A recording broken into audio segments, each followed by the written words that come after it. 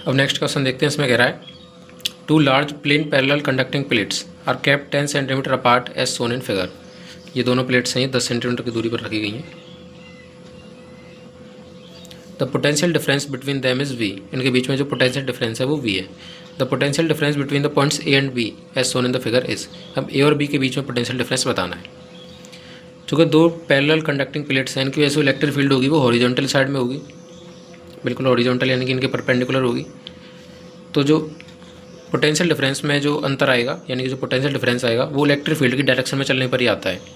यानी कि हमें वही डिस्टेंस लेना है जो पोटेंशियल डिफरेंस इलेक्ट्रिक फील्ड की डायरेक्शन में चेंज हो रहा है। तो ए और बी के बीच में अगर देखें 3, 5, 4, तो ये 4 होना चाहिए पाइथागोरस टेबुलेट से। ये 4 सेंटीमीटर डिस्टेंस है। अब इलेक्ट्रिक फील्ड की डायरेक्शन में ए और बी में जो डिस्टेंस है वो 4 सेंटीमीटर के बराबर है। तो 10 सेंटीमीटर में जो इलेक्ट्रिक फील्ड की वजह से पोटेंशियल ड्रॉप आया था वो आया था V वोल्ट का। तो 4 सेंटीमीटर की वजह से जो आएगा वो आएगा 4V/10 यानी कि 2V/5। तो ऑप्शन नंबर 2 करेक्ट हो जाएगा इसका। आसान क्वेश्चन था, बहुत ही लॉजिकल था और कंसेप्चुअल बेस्ड था बस। इससे अगला क्वेश्चन देखते हैं आप। इसमें कह रहा है consider a circular loop that is uniformly charged and has a radius a√2. Find the position along the positive z axis where the electric field is maximum if the ring was assumed to be placed in xy plane at the origin. तो यहाँ पे क्या कहना चाह रहा है कि एक रिंग है और अगर ये xy प्लेन में रखी गई है, ओरिजिन पे इसका सेंटर है और ये xy प्लेन में रखी गई है, ये x ये y, और इसका जो रेडियस दे रखा है वो दे रखा है a√2। अब इसके z एक्सिस पर, तो z एक्सिस इधर होगी, इस पर एक पोजीशन पूछ रहा है जहाँ पर इलेक्ट्रिक फील्ड है जो मैक्सिमम होनी चाहिए। तो ये फॉर्मूला तो हमने सबने पढ़ रखा है कि रिंग की वजह से जो इलेक्ट्रिक फील्ड होती है उसकी एक्सिस पर मैक्सिमम होती है x = r/√2 यानी कि रेडियस बाय √2। तो इसका रेडियस दे रखा है a√2 अपॉन √2। तो x बराबर आ गया a, यानी कि यहाँ से a डिस्टेंस की दूरी पर ऐसा पॉइंट है जिस पर जो इलेक्ट्रिक फील्ड है वो मैक्सिमम आएगा। तो ये ऑप्शन नंबर 3 से मैच कर रहा है, ये इसका आंसर हो गया। अब अगला क्वेश्चन देखते हैं। Two charges Q1 and Q2 are separated by distance of 30 centimetre. ये Q1 है, ये Q2 है, दोनों के बीच में 30 सेंटीमीटर का सेपरेशन है। A third charge Q3 is initially at C as shown in the figure is moved along the circular path of radius 40 centimetre from C to D। तो इस सर्कुलर पाथ का जो रेडियस है वो 40 centimetre है। If the difference in potential energy due to movement of Q3 from C to D is given by Q3k/4πε0, the value of K is।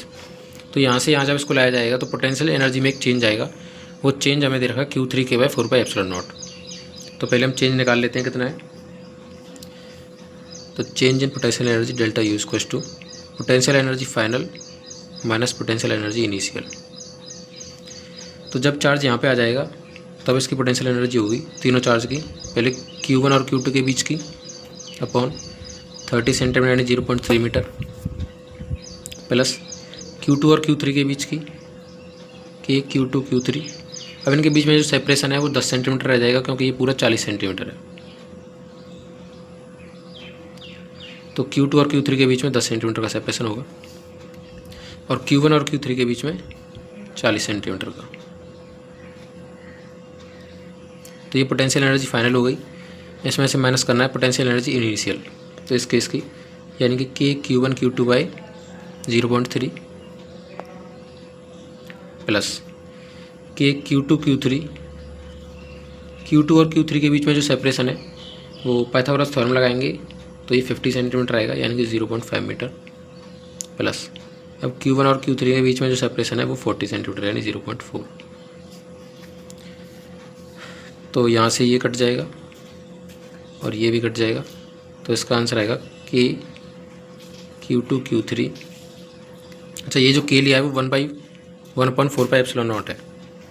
ये आ जाएगा K Q2 Q3 1/0.1 minus 1/0.5 यानी कि 10 - 2। तो ये 8 Q2 Q3 अपॉन K की जगह पर मैं 4πε0 रख रहा हूँ। अब ये जो दे रखा है हमें Q3k/4πε0 के बराबर दे रखा है।